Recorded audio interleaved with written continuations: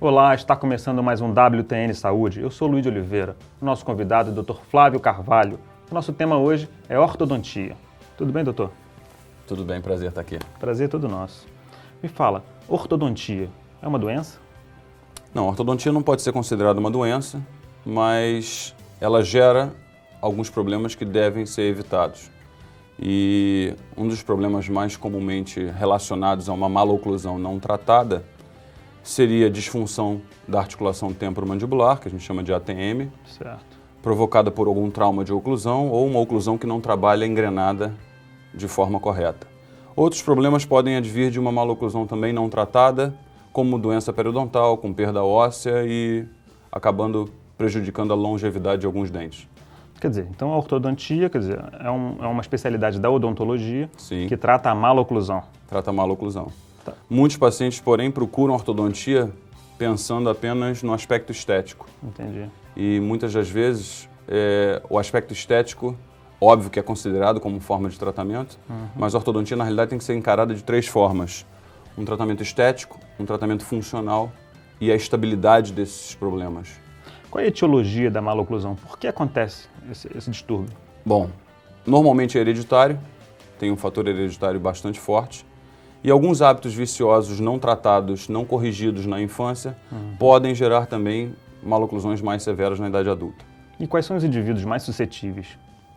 Bom, quanto mais miscigenada for a raça humana, Certo. maior o índice de maloclusões. Então sabe-se que nós, por exemplo, brasileiros, temos um índice maior de maloclusões por causa da nossa miscigenação racial natural. E as raças mais puras, teoricamente, teriam um índice de maloclusão menor. Certo. Em que momento você acredita que o indivíduo deve procurar o dentista ou o ortodontista para tratar uma maloclusão? A fase ideal, onde a gente consegue conjugar o menor tempo de tratamento possível com o melhor resultado, seria usar o surto de crescimento puberal da criança, Certo. do jovem, digamos assim, do jovem adolescente. Eu costumo encarar que a melhor fase para tratamento seria o final da dentição mista, ou seja, quando os últimos dentes descidos, chamados dentes de leite, Certo. estão esfoliando, estão indo embora e a dentição permanente está no seu estágio inicial. Entendi. Essa seria o melhor momento, então. O melhor momento onde a gente consegue fazer um tratamento mais curto, com maior estabilidade e com melhor resultado. Quer dizer, as crianças muito jovens, de 5, 6 anos de idade, não seriam um grupo ideal para tratar. A única maloclusão onde a gente deve começar um tratamento muito precoce seria as maloclusões do tipo mordida cruzada. Entendi. Seja ela anterior ou posterior, elas devem sofrer uma intervenção ortodôntica bem precoce para que não desenvolva uma assimetria de crescimento. Porque quando você tem uma mordida cruzada, as arcadas ocluem de forma errada e isso acaba prejudicando o desenvolvimento daquela arcada que está envolvida no processo de mordida cruzada. Então eu costumo dizer que a maloclusão, onde a gente deve intervir bem precocemente, são as mordidas cruzadas. Fora isso, os problemas de crescimento podem sofrer uma intervenção um pouquinho mais na frente, por volta dos 10, 11 anos de idade. Esse seria, então, o momento ideal. Se a gente pudesse falar em números, seria por volta dos 10, 11 anos de idade. Eu tenho observado que adultos e até indivíduos da terceira idade têm se colocado aparelho. Eu tenho visto na rua mesmo sorrisos metálicos. Por que disso? Bom, já tem algum tempo onde o aumento da procura por parte dos pacientes adultos a um consultório de ortodontia tem aumentado. Isso já tem alguns anos, talvez uma década.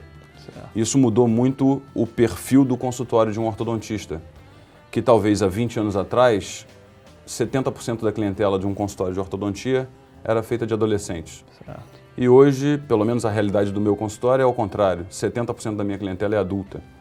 E esse aumento dessa procura eu vejo por alguns aspectos. Por quê? A sociedade hoje é uma sociedade onde existe uma cobrança maior. Cobra a aparência. Cobra a aparência, cobra o bem-estar. O adulto hoje quer se sentir mais jovem, ele quer se cuidar, ele quer se manter mais saudável por o máximo de tempo possível. Existe uma cobrança da sociedade, como eu havia falado, e os recursos hoje para tratamento ortodôntico são melhores, o que tornou viável para muitos adultos e menos doloroso por parte do adulto. Você acredita que existe alguma alternativa estética no que tange a ortodontia para os adultos? Existe. Existe existem basicamente duas alternativas do ponto de vista estético para tratamento em adultos. O primeiro delas, a mais utilizada, são os aparelhos feitos de porcelana ou cerâmica pura. A gente tem que tomar cuidado também com isso, porque hoje em dia tem muitas pessoas vendendo gato por lebre e dizendo que o aparelho é estético, usando brackets de policarbonato ou brackets de plástico, onde a aparência estética vai por água abaixo porque eles amarelam, mancham e se tornam desagradáveis. Mas o bracket de porcelana pura verdadeiro é um bracket excelente para manuseio, para trabalho, tecnicamente falando, e agrada muito bem do ponto de vista estético para os adultos. E uma outra alternativa seria a técnica da ortodontia lingual, que é o aparelho montado por trás da superfície palatina ou lingual dos dentes, onde na realidade não aparece aparelho nenhum. Então você na verdade está usando um aparelho, mas você... É um aparelho fixo, chamado de aparelho fixo invisível, porque ele é montado na superfície interna dos dentes. Na face lingual do dente. Na face lingual do dente. Isso dificulta, obviamente, o recurso técnico, mas é uma técnica que funciona muito bem quando bem aplicada e aplicada pelo profissional certo. Existe alguma maneira de você prevenir as doenças ortodônticas? Se a gente pudesse chamar de doenças, sim. A melhor forma de prevenir seria acompanhar o desenvolvimento da oclusão normal de um paciente desde a idade jovem até o final da sua adolescência, prevenindo dessa forma dele chegar numa idade adulta com um problema mais grave. Certo, mas basicamente para as crianças, o uso de chupeta, de mamadeira, chupar o dedo, esse comportamento altera? Altera. Os hábitos viciosos, como eu falei no início da entrevista, os hábitos viciosos deletérios não tratados na idade precoce podem desenvolver uma maloclusão mais severa.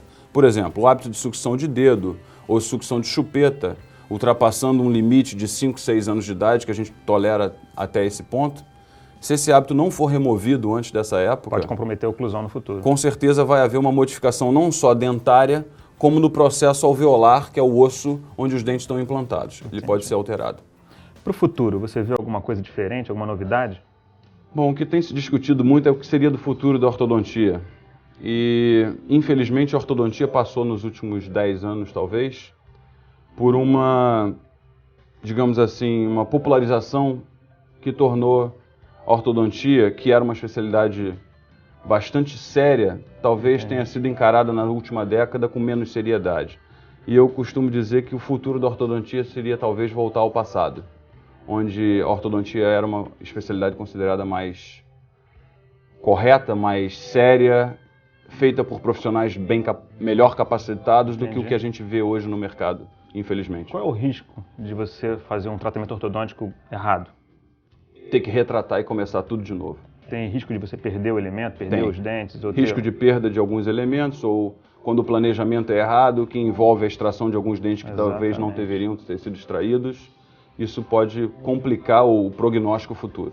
Então é interessante que o indivíduo procure saber exatamente o histórico do profissional antes de procurar O ideal seria que o paciente, antes de se submeter a um tratamento ortodôntico, ele procurasse um especialista de verdade, procurasse informações sobre esse profissional, se fosse até numa entidade de classe para saber se esse profissional é registrado no conselho, saber se ele faz parte de uma sociedade da categoria, se pelo menos investigar um pouquinho o currículo desse profissional para saber com quem ele está se tratando. Legal, o recado está dado. Um prazer ter você aqui, muito obrigado. Prazer foi meu. Prazer, Luiz. O WTN Saúde vai ficando por aqui hoje.